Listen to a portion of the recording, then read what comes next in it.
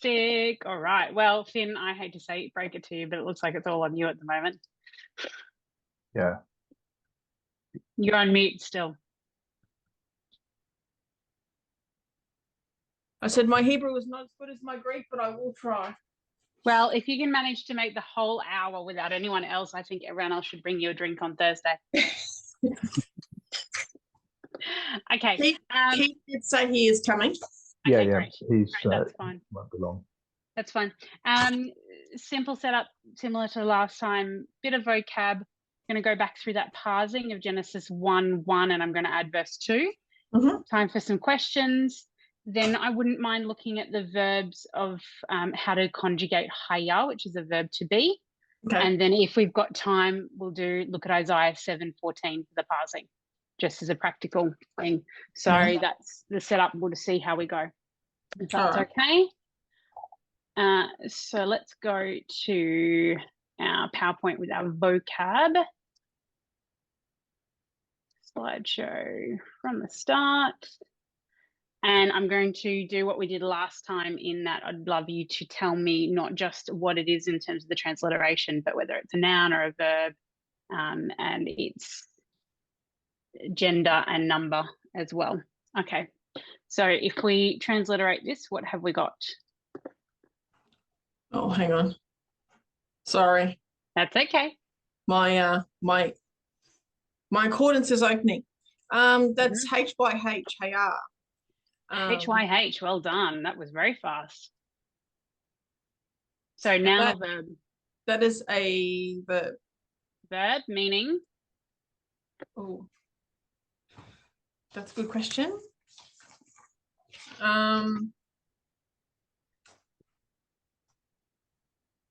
Was that the to be verb you were just talking about? Haya? Correct, to be. Well done. And it's one that is used not only as a verb, but we use in clauses as well, which we're looking at this week. Will we touch on haya in the copular clauses, Greg? You may speak. No, thank you. I was thinking we probably have more than enough to do without the clauses, given how we've been travelling. Yep. I'll be just looking at it this afternoon and trying to make a final call on whether so I've been reading about haya in the verbs. Okay. Yeah. No worries. It is one of the most important ones to know because it's used not only as the verb to be, but it's used in conjunction with other parts of speech. Okay, next one. Okay. So that is a dalet, I think. No, nearly. No, sorry, it's an R. My apologies. A resh, well done. Resh, yep. And that particular combination is N. No, it's not an N. Something. Hang on. Think of a coat hanger. Yeah, that's what I'm trying to think of. Because that with a dot and it means something specifically. Is it O? O. Good guess. I'll give it to you. It's a U. U. Okay. It's a U, and then we've got the A, the patak underneath. And then what's my last letter? And that is like a CH, like resh. Yeah. Ruach. Ruach. Okay. And do you remember what it is? Ruach. That means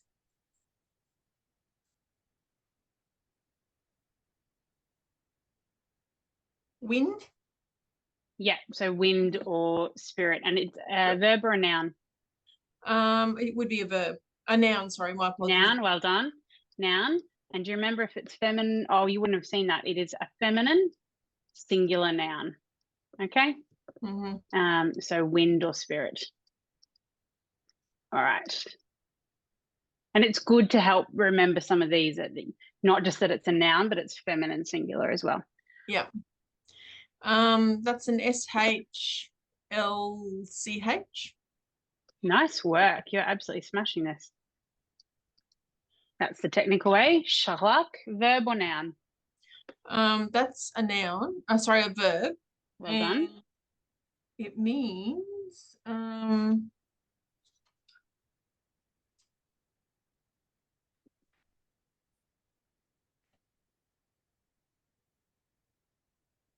send. To send, well done. To send. And you say that your Hebrew is not as good as your Greek, Finn. All right, to send, well done. Okay, next one. Okay, so that's an SH with a that grape thing underneath. That's the Segol, so it's an Segol, so E. it's E. Mm-hmm. SHE. Is that a bet or a? Yep, it's a bait. It's a bait. And it's a soft, so it's with a V. A B with a an A. Yep, a patak. And Short A. Short A, sorry, yes, and a like a comma. Sabah. Yep. Yep. Shavar. Okay, Shavar. Shavar. Do you remember what it is? Shavar, it is a noun. Mm-hmm. And it is Shavar. Is it a number? It is, well done. Yeah, 7 or something like that, or 100. Great, 7, perfect. 7. Well done. Okay, and that's where we have like Shavat, the 7th, the rest. 7. Okay, should we throw this one to Keith, or we'll do one more for him and then he can do the last 2? Finn's already done 4, Keith, and she smashed it. Okay, next one. So it's GA. No. No, sorry. What am I doing? G. Sorry, it takes me a bit of a while to get this. That's okay. GE. No, it's an N. It's an N. Oh. E. Yep. NE. I'm thinking it's a gimel. A G is like that. Right. Okay. Okay. NE. NE.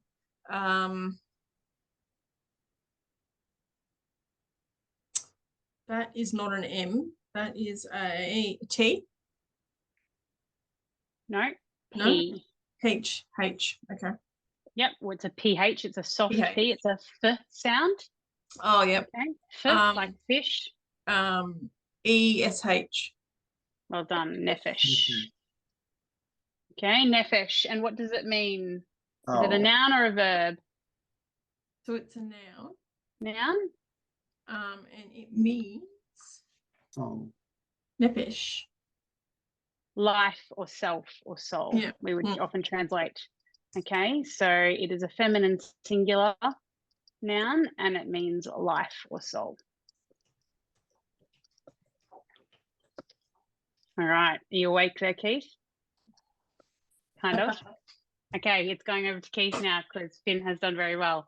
All right, Keith, can you transliterate it for me? Say it and then tell me what you think it is. Iron, so it's that thingy shape. Is it A or E? I always get confused. It's E. E. S. E. And that's a resh, isn't it? So, Yeah, so eser. We've got there. iron, It's a segol, noun. sin. Yeah, noun. It's a particular kind of noun. Is this? I feel like this is air or something. Is it 10? Like the number 10? Well done, 10.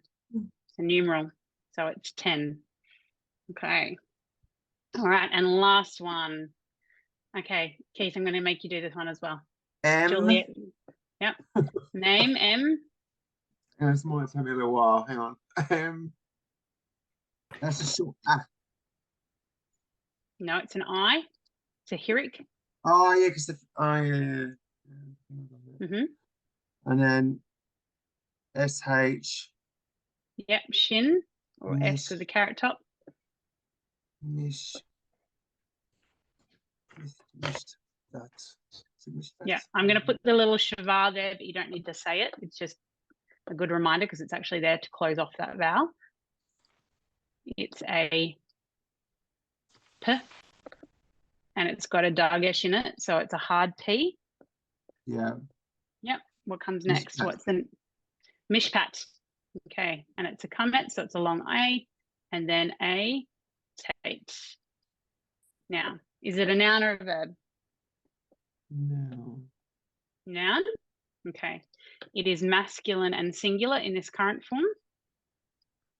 And it is what we would refer to as judgment or justice. Or it can also, my glossary also has custom.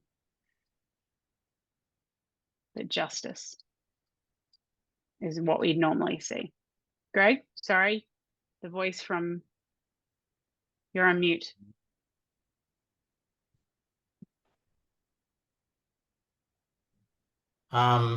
It's the noun form derived from that consonant, the root, shafat, which means to judge. So custom are the, the customary laws, whatever, that have been approved by the elders, whatever. So judge, it's in the book of Judges, the same word, the same root is going to be used to talk about a judge, to talk about justice, to talk about the act of judging or making a judgment. Yeah, so custom would be a kind of a fairly weak version of what's been approved by judgment. Yeah. Okay, well done. All right, so I'm just showing this is because this is what we looked at on Thursday night. I'm going to flip over to my Word document now, but we looked at the parsing of Genesis 1:1. You've seen, I'm just going to switch the screen share. Was it helpful to do that parsing that way with the biblical text? Yeah, it was. Yeah, great. Okay, so had this all in order and everything. Share screen. I'm just going to share my whole desktop. I think you're on mute, Keith. Oh, what? All those funny things. What did you just say before? I said hello to Juliet and how was her Prosecco? I didn't get it. Oh, no. That's all right. Well, hello anyway, Juliet. Hello. I've got hay fever. I'm so irritated right now. I just want to scratch my eyes out. Oh, yuck. Yuck. Yeah, Please don't. Makes it really hard to read the pointing if you scratch your eyes out. Okay, so can you see my accordance on my left and my Genesis on the right, my translation? Yes. Okay, great. So this is what we did on Thursday night effectively, where they had Mr. Maestro helping out and writing on the screen. Thank you, Greg. We effectively decoded Genesis 1:1, Bereshit bara Elohim et hashamayim ve'et haaretz. Okay, and if I were parsing this myself, translating it, I would be doing it this way. So we had our particle, in, at, then our noun, verb, noun, particle, which is a direct object marker, another particle, which is our definite article, hashamayim, the noun, conjunction, particle, noun. Okay. Now, something I like to do, this is a personal preference. I like to, with the parsing, put the grammatical part here, and then here to put my Strong's reference. And I will always tend to do this parsing and then put the Strong's reference before I then go and do my translation. Okay. And so if you see, when we got that parsing, if we look at this one here, remember we had it was actually a plural noun, Elohim, but it's translated as God. And in my notes here, I've got it as translated capital G, God, rather than gods. Okay. I just really want to see everyone's faces, but that's not going to work. Hang on. Oh. We can see you. You can see me? Okay. Can you, has that, buy a second screen? I already have like an 18-inch iMac in front of me, and my children broke my iPad screen on Friday. Anyway, thankfully after the Hebrew lecture. Is that, if I put, is that Accordance Workspace obstructed right now? Or? No, I can see you. No, great. Oh, so you can't see your faces on top of that. Wonderful. Okay. Were there any questions back from Thursday night about Genesis 1:1? Lovely. Okay, well, let's do Genesis 1:2 together. Now, I want to do it this way. Let's do our parsing and our Strong's reference before we do the translation, because it's a really good habit to go through the grammatical component of it before you get stuck into those, oh, this is what we always say in English, so it must actually be translated like that. Okay. The habits. What have we got here? What can you see? I want you to try and look at it. Is there a before you- particle and a definite article there? Well done. Okay, so we have well, it's a conjunction Yeah. and, okay? Then we've got a particle, which is the definite article. And then we have, what have we got? Have we got a noun or a verb? What do you think we have? It's a noun. Because of Noun. definite article. Okay. Yes, excellent. So we have particle and, it's not gonna work. And it doesn't mean land. Definite particle, definite article. Yeah. Yep.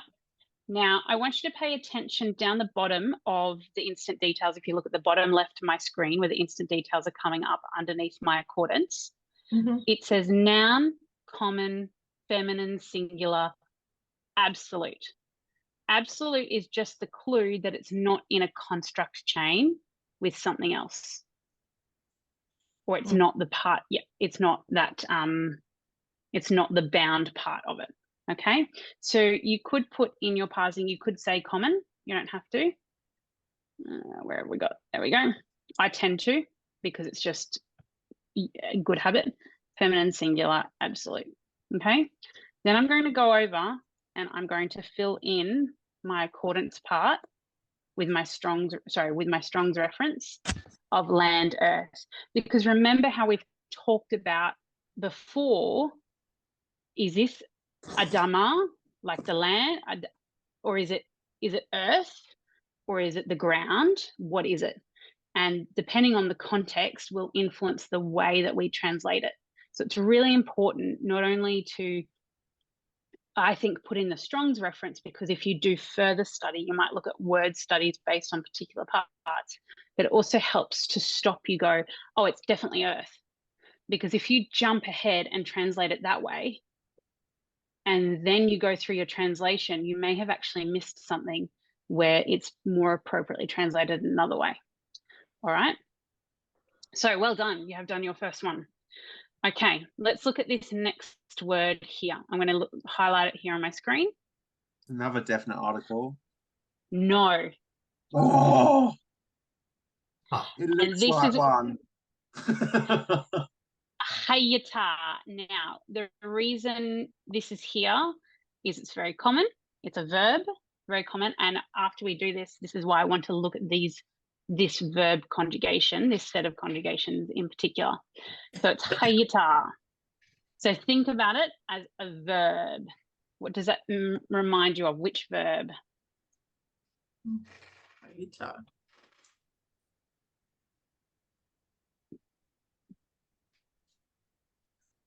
The verb of create. Kind of looks like, sorry.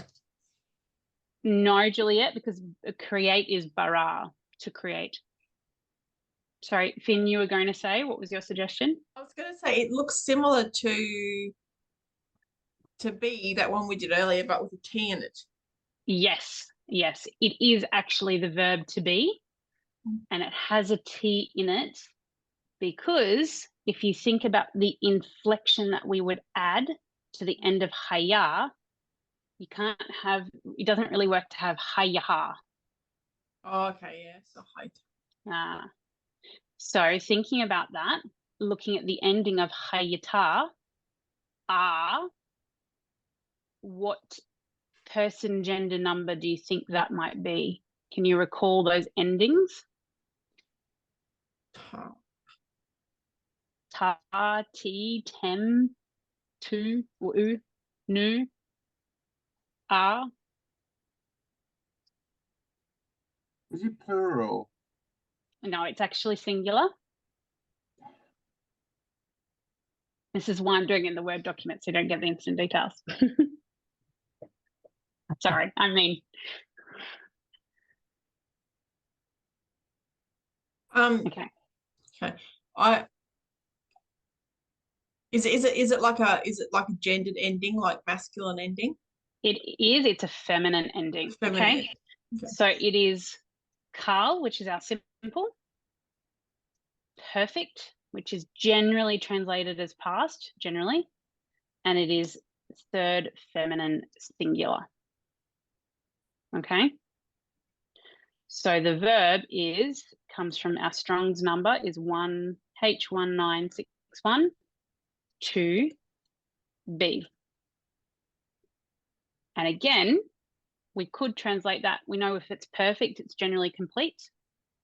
So she was or it was, but we've got to be careful that we don't just jump ahead to that. Mm-hmm. Okay. All right. Does this make sense? Yep.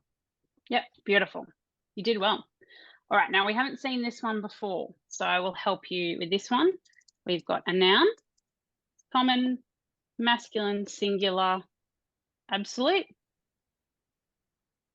Put in my Strong's H414. Okay. So form or formless. Okay. Okay.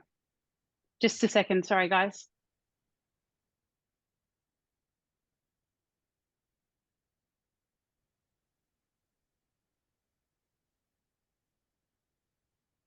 How do you say that word?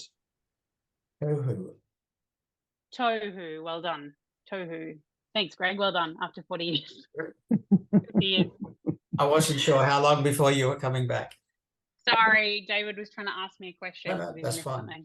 In fact, this is one of those phrases Hebrew students and indeed Old Testament exegesis students learn, tohu vabohu, which is like totally cactus.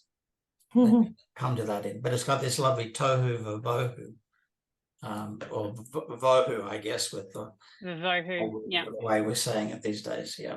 Yeah. Okay. So now we've got our noun tohu. It's absolute, but we've got our, what have we got here? Now va. It's our Particle. It's a vowel conjunction. Yep. conjunction. And okay. With a, Yeah. Now this is it's like a repetition of the other one, the first one, tohu, the vohu or the bohu. Okay. Yeah. And you will actually see, oh no, not quite the same. So we have a noun, again, common, masculine, singular, absolute. And it's our Strong's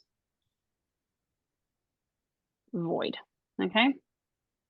Now this might seem really, really slow, but one, it will speed up, and two, it will help you with your translation. You don't just go, oh, I'll just read it in English. Okay. Now I'm going to help you with these ones. What have we got here?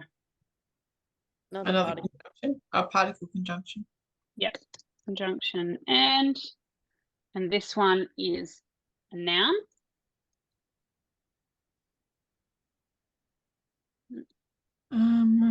It's absolute. Well done.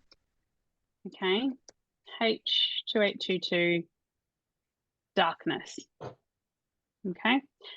If you look at the top of the instant details, it'll say noun, common, masculine, singular, absolute, dark. That's what it's been translated as, but the Strong's reference is darkness. Okay. All right. Now this next word, I put into one box because it's got the marquef. We've come across this one briefly.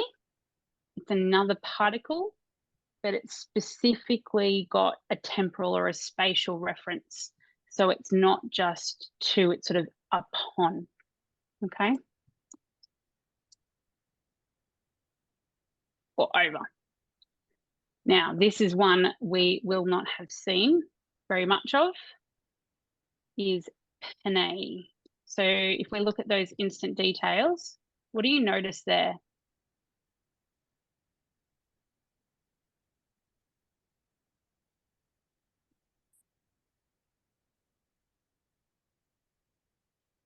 Can you go Does back mean to the the- first half? Yep, sure. So we've got a particle, preposition, upon or over. Yep. And then Okay. Sorry, and I didn't fill in my strongs.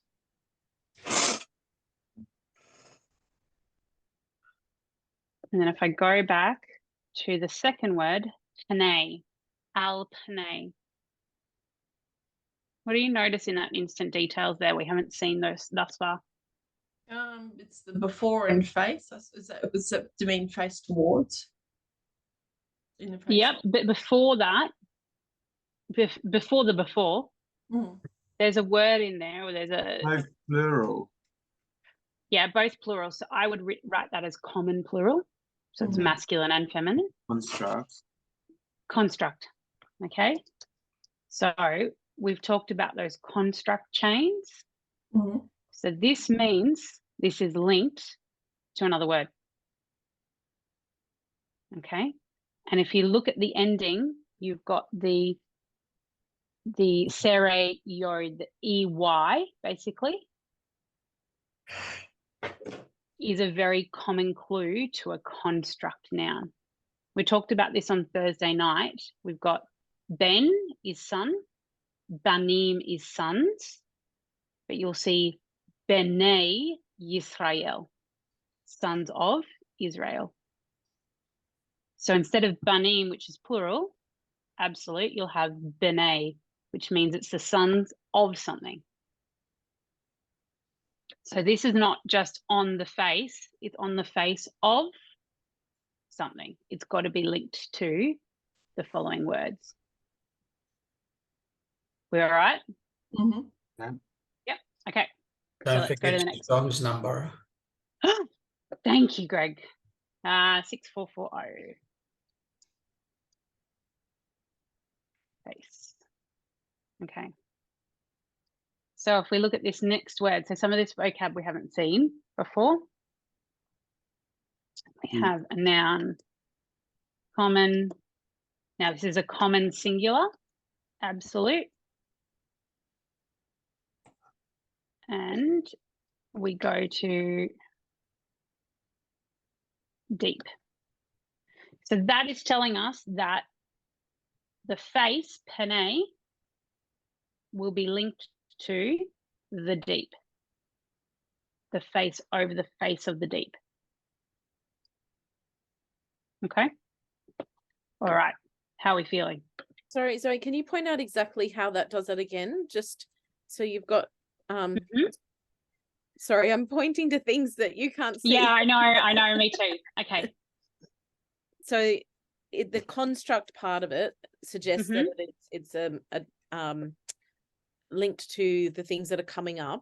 So if that's the next word, what in those details there says that it's linked to the next word? Is it just usually the word that follows? It's the word order. Okay. It's the word order. Right. If you look at this specific instant details down here, so I've made it as big as I can. So the first word in the Hebrew corner in Hebrew script says panay, and then it says pana. That's the absolute form of face. Yes. And can you see panay has changed? It's the construct form. Right. Okay. And the word order just indicates that it's linked to the next word. Okay. Okay. So we've got a noun, done deep. Excellent. All right. We practiced this word just before. What have we got here? V'chuach.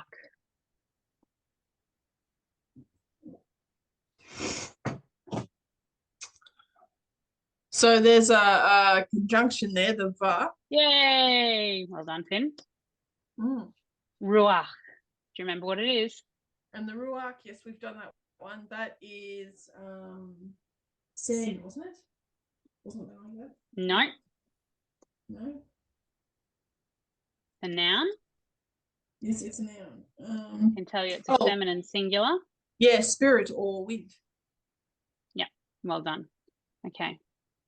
And this is again a construct, which when we are translating, then we know we need to link to the next word. So we put in our Strongs. We've got spirit or breath or wind. Okay. So our next word is Elohim. Mm. It's so plural. it's technically masculine, Also, plural, absolute. Big G God, isn't it? Yeah. Again, and you don't need to do this all the time. You will learn that Elohim we generally translate as God. We know that it's masculine plural, but it'll be referred to as capital G God rather than little g gods. But double check that. Make sure, because they do use that word. Okay. So for the translation into English, because Mhm. it is the construct train, you would say Spirit of God. Is that what would you write that? If Yeah. I was writing that down? Okay. Yes, Spirit of God. Yeah. So this one is a tricky one. It's a verb. Mhm. Now it is a PL participle. And it's feminine singular. Absolute. Okay, so it comes from the concept of to flutter or to hover. And that's why we will translate it as hover, hovering. The spirit is fluttering. Why can't I spell? What's wrong there? Oh, no, it's trying to tell. It's just trying to do it in French for me. Don't mind me. Often we will translate a participle as ing. Okay. However, you'll see in Isaiah, it's a participle, but it's not ing because he can't be pregnanting. Sorry, can I just ask, is there a form on there that sort of identifies that as a participle or likely to be a participle? Let me have a look. The short answer will be yes, but my recollection of why exactly is rough. Can you further that one, Greg? I agree and would probably say the same thing. Right. Guessing Yeah, that no, that's right. the et ending is the feminine singular Feminine ending. participle, but I'm Okay. not sure. Well, I can see the instant detail. So the meme on the front is also giving us a clue, but I can't remember what it is it's telling me. But Okay. No, the actual stem is the resh, the chet, and the pet. Yeah, That's yeah. the stem, Okay. rakfet or rakef. Mm. And then so maybe the meme on the front is also typical of the participle, but I'm not sure. Because heading towards being a noun, you make a noun often by putting meme in front of the verb stem. Okay. Okay, so but now it's got a feminine singular ending. So being a participle, it's the verbal noun kind of form of the word. Yeah. The biggest, just looking here at Practico and Van Pelt, participles are distinguished by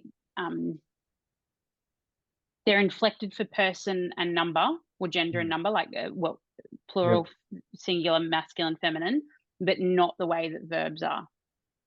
They don't say that they follow those adjectival rules. Yeah. So word is a construct again. yeah, alpene again. So let's copy that one because we can be lazy. And chamayim is our last word. What have we got here? That's plural, isn't it? Yes. Heavens. Why did you say the, Finn? Because there's a heart in front of it. Or Yep, so the it's got a waters. definite article. I can't remember if it's heaven or the waters. It's noun and Shamayim is heavens. So it's water. Okay. Yeah. Okay, so we've got common, masculine, plural, and it's absolute. Okay, and it's waters. Okay, All right, well done. You have successfully parsed Genesis 1 and verses 1 and 2. Well done, you. And We in should have our some- exam, we just run out of time for the other 4 questions. We should have some Prosecco. Yay! Okay, so if we were to go back to this, we could translate most of this. I'm going to do this fairly succinctly.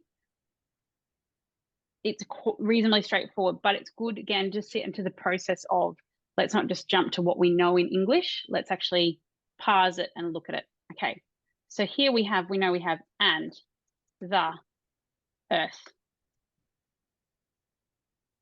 Genesis 1-2 is a story, so it's generally in past tense. So I think we can It would say be like was formless. yes. Okay, we've got a noun or without form or formless. And void. Yep. And darkness. Now, something that's really interesting in Hebrew is you often don't have verbs. So I'm going to put in here was in brackets,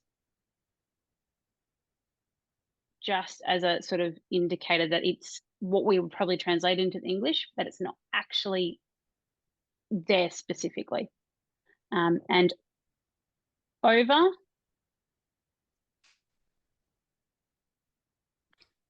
Face of. the The face face of. of.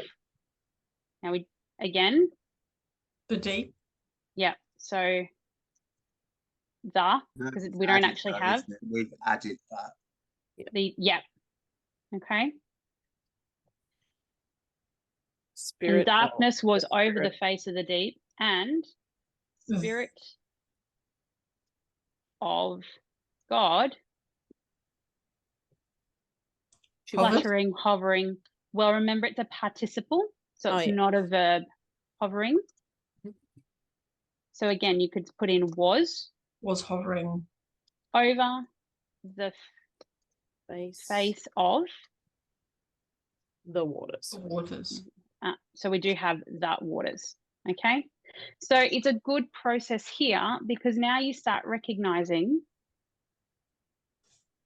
putting the was and the in there is not incorrect. It's not a bad thing. However, we have to start being aware of what we are doing to move it from L1, from our Hebrew, into our L2, which is our chosen language of English, and where we can risk getting lost along the path because we could be making assumptions. We're looking at the structure of the language. Okay, is that useful? How's that sitting with us? Good. Beautiful. Okay. All right, let's save that. I'm going to get out of that one for the moment. I'm going to go back to the PowerPoint because I want to show you how to do the inflections or the conjugations of the verb haya, because there are some changes. Okay, so we are looking at kal, which is our simple, and perfect, which is generally our past tense. Remembering for third masculine singular, there's no inflection. Feminine singular, we have are.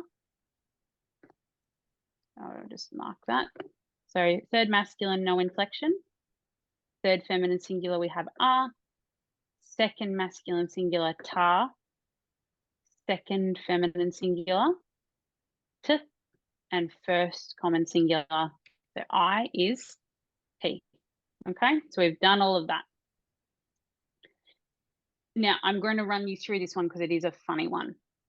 So we are going to choose the shoresh. We're going to use kal, which is our simple. Sorry, I'll get ahead of myself. Our shoresh is haya. That's our triconsonantal root, to be. We are going to choose kal for the binyan, which is just our simple. And we're going to do our perfect aspect, which is generally our past.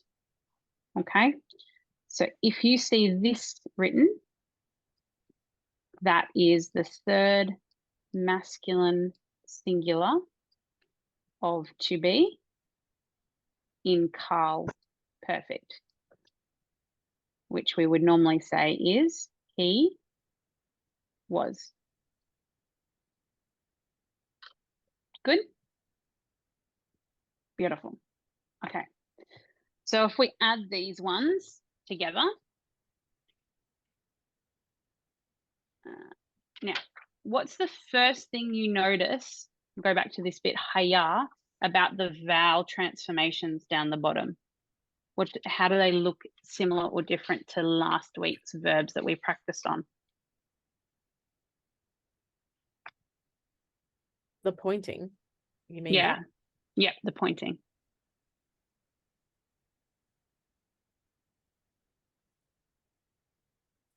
Do you notice any difference? We have a long A here, a long A sound here. We have a kamets rather than a patak. Okay. All right. Let's practice. Oh my goodness. So if You're making me feel so good. you're welcome, Greg. Okay. If I wanted to write he was, I simply write hi, ya. Okay. Hate, yod, hate with the two comments underneath. Now I encourage you to write this down, okay, because it's good to be able to recognize them. Can I just add it Please? as in fact Zoe just did, which is rather different from Greek, but with Hebrew and with Arabic, I would always go through and do the consonants first, and then I'd go back and do the vowels, the pointing. So I wouldn't try to go ha, comets, yod, comets, ha, het. I'd just go het, yod, het, and then I'd go comets, or comets, patak, whatever the vowels were. Partly because I find it easier to concentrate on the letters, consonants, get those in a row, get all the ducks lined up, and then I come back and put the dots and dashes. And also that's the logic of the language. Because you recognize them as the consonants. Yeah. Okay, so if this is our base form here, haya, for third feminine singular, we want to add an ah at the end. But as Finn recognized before, this is a little bit difficult because it would be haya, ha. And that doesn't work in terms of the sound, okay? So when we are saying she was, we transform this hey into a take, and then we add the hey. And Juliet's what? What the? Okay, so you can see, hopefully, I might just actually redo that in green. I actually have my comets and my hey on the end, but I have a change here so that I can bind that together because I can't have hayaha. So I need to make a more solid consonant sound. So I've made it hayata. Okay. All right. Now it's worth writing these down. This is just as an FYI. Okay, so the same thing applies for you were, but it's slightly different again. Okay, so I'm going to put the HY. Now, again, if I look at this, if I have haya up here as my base form, and I want to put the ta on the end, it's hayata, or if I take it from here, it's hayatata. It's all a bit weird. Okay, so we're going to have hay. You're going to hate me. It's actually going to have a a double yod. So I'm going to change my rules slightly. I'm going to have hi, yi, and I'm going to have a ta.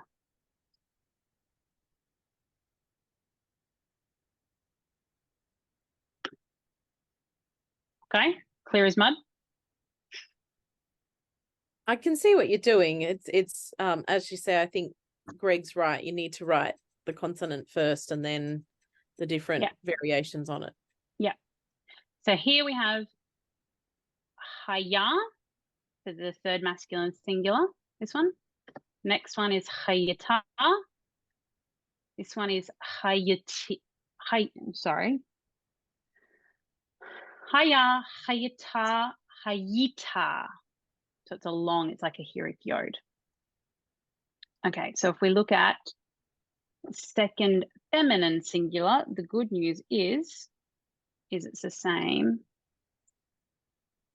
as. Can I just ask Zoe, with the Yeah, last sure. one, with the last one, why didn't you put the pointing in the middle of the hay? That is an excellent question. I believe it's because of the yod beforehand, but ironically, it's still a t sound. So hayit. This one is hayit. Yeah, is hayit. And the last one, we have hi,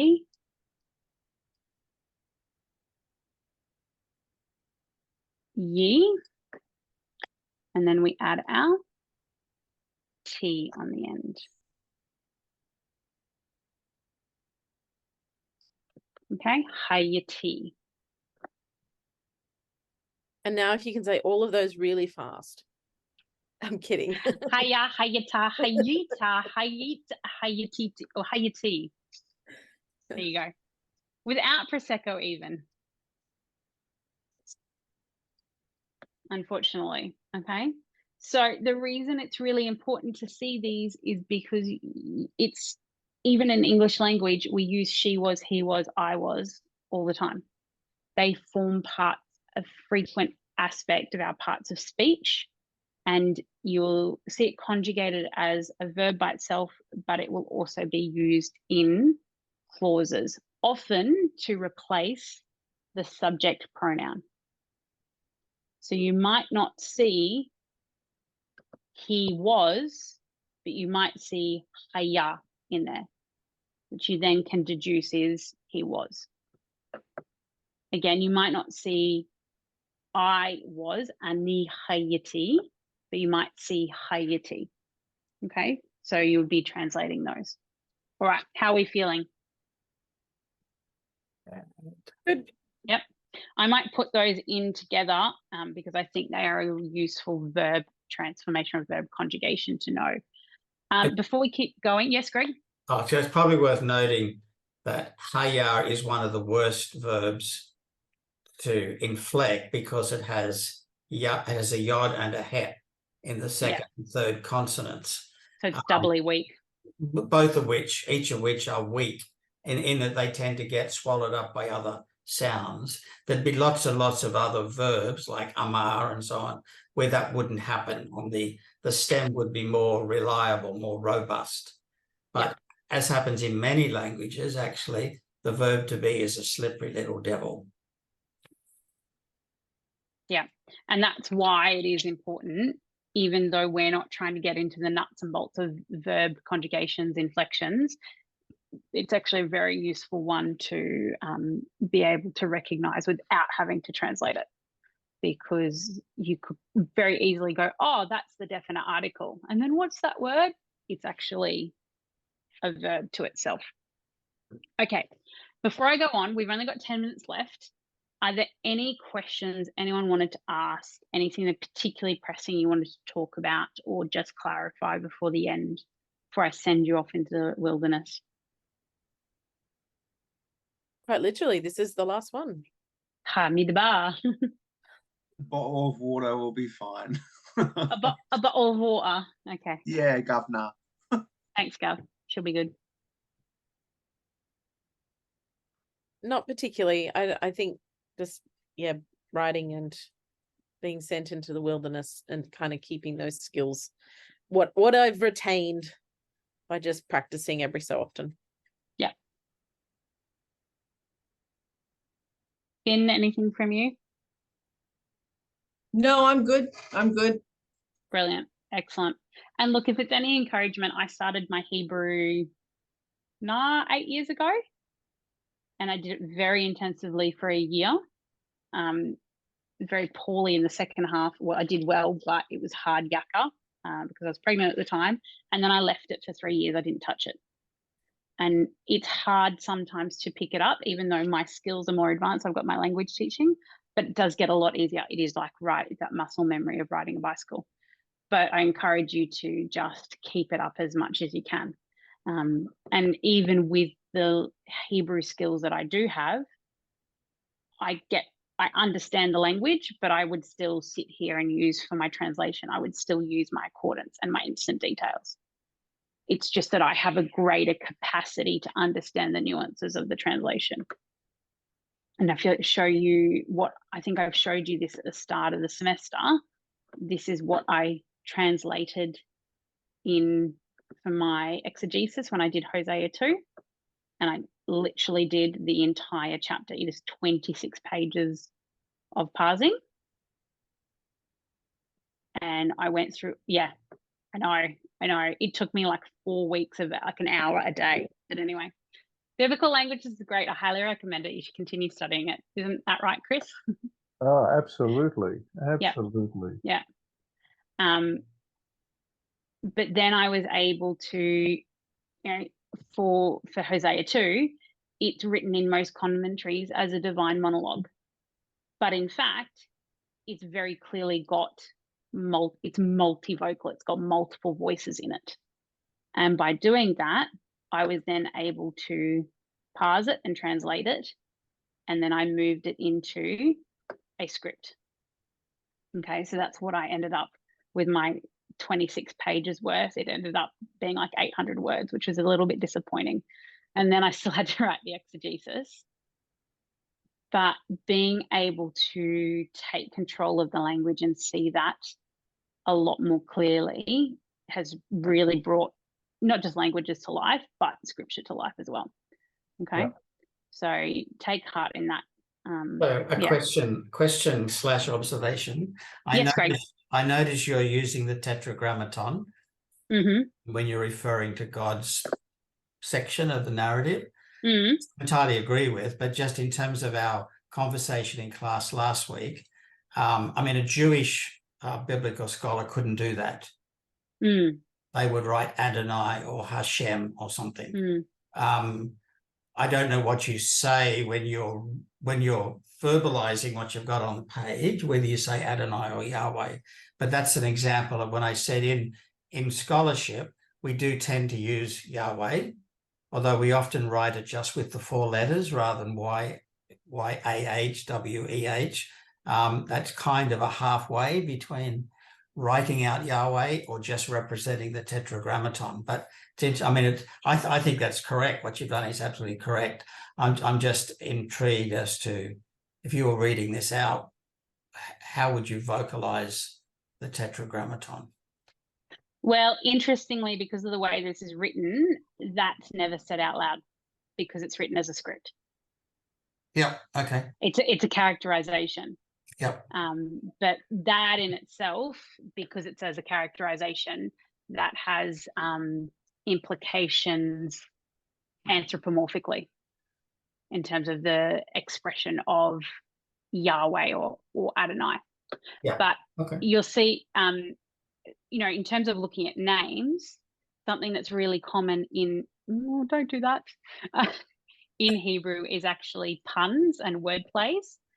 And if you look here, I've got pink and blue. These are the names of Hosea's children. Yeah. And they're translated in a variety of ways into English. But when I translated this in Hebrew, it is actually then there's a play on the nouns or the participles in relation to Hosea's children. And so I made a deliberate choice here to not translate this as this green one as Jezreel, Ah, okay. because it's in fact linked to the verb to sow, or compassion, or my people. Yeah. Okay. So there's those little things. So, and that's because that's where I'm at, and I'm doing performance criticism. Yep. But I would have never known that has that link to this verb here. Sure. And If I just read Jezreel just happens to be the most fertile agricultural land in the whole of Israel. Yeah. Hey, Jude. Do you want to say hello to everyone? How you doing, buddy? Not as good as yours, but when I was doing my reflection and putting all my stuff together for my service yesterday, I looked up the Beatitudes and trying to figure out how many times blessed is in the Bible, so then I could give it a little bit more weight in what I was talking about. So nothing as heavy as yours, but I'm already starting to use bits to, give me argument. Yeah. And look, and this is a personal decision. If you go earlier on, and it's a very deep theological conversation, which is, I don't want to open a can of worms. But Hosea 2 is a particularly confronting chapter. But by looking at it, something I did specifically is in the verbs, hifil being that causative. We don't have that equivalent in English easily. But I made a very distinct choice, a very deliberate choice, to make sure that those hifil verbs were translated in a specific way. And for me, that was actually able to give a different light to the passage, because I could understand that the original intention of that, as well as how to communicate that. So, and I don't think you have to have, 3 years of Hebrew and Greek and have done a master's, although I highly recommend it and it's great. And we'd love to have more language scholars. But you can start understanding that, like Keith said. Yeah. All right. It's not 9:59, 4:59. Are there any other questions? I just wanted to show you that just as a encouragement that it is a really helpful tool. Yep. Sorry, Greg. Chris. Yeah, so I was going to say, I really like that. And I think next year with the group at St. Paul's, we have a couple of things. We have the biblical study that comes out of the Greek study, in a sense. So we invite a number of people who are interested to come and explore the Greek. We'll be doing we'll look at Mark next year. And I'd already started doing something very similar to what you're doing in Hosea. I'd already started doing for Mark. But taking up this idea, I had thought that maybe with the group, the Bible study group, that we might actually just commission a theatrical translation of Mark, so that the congregation actually puts that translation together. So I think it's a tremendous way of looking at it. And Mark just lent itself to that. Go to David Rhodes. He has performed the Gospel of Mark 300 times, over 300 times. Yeah, so in the last 40 years. Yeah. But I think it's just a very it's creative, and it just makes it interesting. And if you're really bored over summer, you can read the methodology I just wrote if you really want. Yep. All right. That's enough from me. I think I'm not going to start anything else because it's 5 o'clock. Greg, Chris, anything else you want to add? Anyone got other questions? Thanks, Zoe. This was Hebrew tutorial number 6. The ultimate. The last word. So this week in class, we'll be wrapping up the class series. The Greek tutorial number 6 is Monday of next week, because we always do the tutorial in the week after we've covered the content. So for those who are hanging in with us, there will be the final Greek tutorial at 4 o'clock next Monday. And hopefully as many of us as possible will be in class, and we'll have a little cache of food and drink we can share together on Thursday. Beautiful. You got there. All right. We did. The final countdown. Yeah. The end is nigh. Mhm.